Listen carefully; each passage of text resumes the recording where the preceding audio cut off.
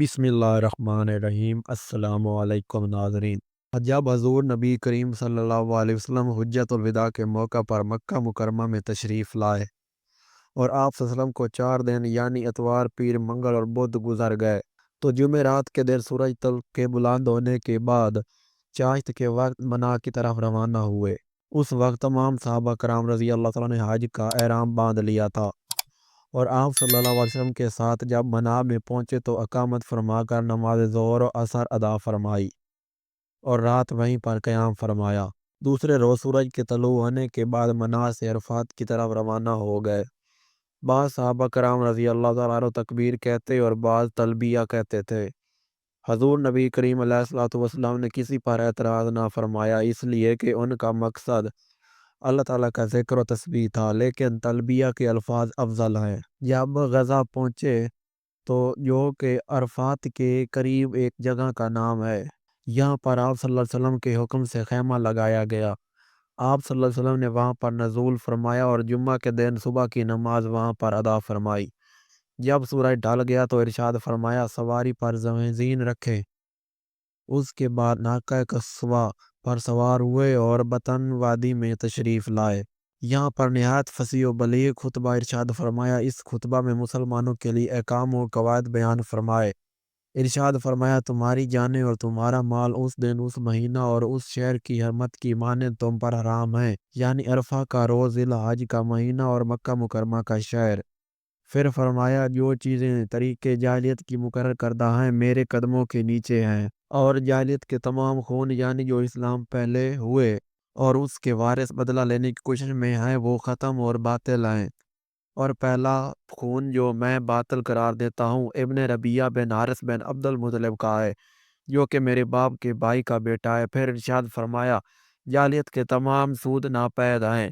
सबसे पहले सूद जो मैं नाबूद करता हूँ वो हज़रत अब्बास रज़ी अल्लाह तआला अन्हु बिन अब्दुल मुत्तलिब का सूद है।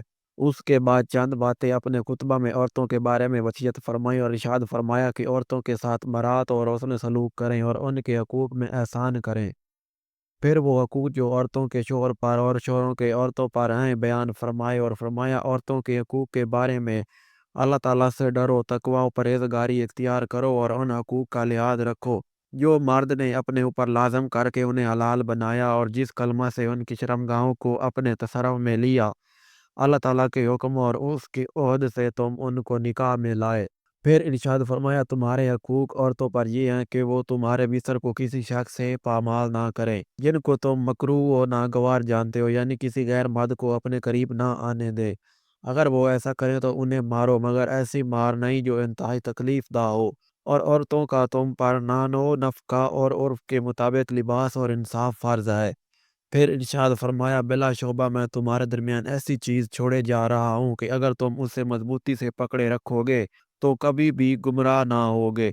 ये चीज़ कुरान पाक है। इसके बाद सहाबा कराम रज़ी अल्लाह ताला अन्हुम से दरियाफ़्त फरमाया कि कल क़यामत के रोज़ तुमसे मेरे बारे में सवाल किया जाएगा कि मैंने तुम्हारे साथ क्या मामला किया और मैंने तुम में से किसी तरह ज़िंदगी गुजारी थी, तो तुम क्या जवाब दोगे और क्या कहोगे? सहाबा कराम रज़ी अल्लाह ताला ने अर्ज़ किया, या रसूल अल्लाह सल्लल्लाहु अलैहि वसल्लम, हम गवाही देंगे कि आप सल्लल्लाहु अलैहि वसल्लम ने अल्लाह ताला के फरमान और अहकाम हमें पहुँचा दिए और उम्मत को बेहतरीन नसीहत फरमाई और आप सल्लल्लाहु अलैहि वसल्लम पर अदायगी रिसालत के जो हकूक़ थे वो अच्छी तरह अदा फरमाए और दावत दी और जो इमानतें आप सल्लम के पास थी उन्हें अदा फरमाया और अल्लाह ताला की राह में जहाद किया। हज़ूर नबी करीम अलैहिस्सलातु वस्सलाम ने ये सुना तो अपनी अंगश्त शहादत आसमान की तरफ बुलंद करके इशारा फरमाया और सर अक़दस उठाकर फरमाया, ए अल्लाह तू गवाह हो, ए अल्लाह तू गवाह हो। फिर फरमाया, ए मुसलमानों, 3 चीज़ें सीनों को कीनों से पाक करती हैं, एक अमल में इखलास, दूसरे मुसलमान की खैर ख्वाही, तीसरे मुसलमानों की जमात को लाज़िम पकड़ना।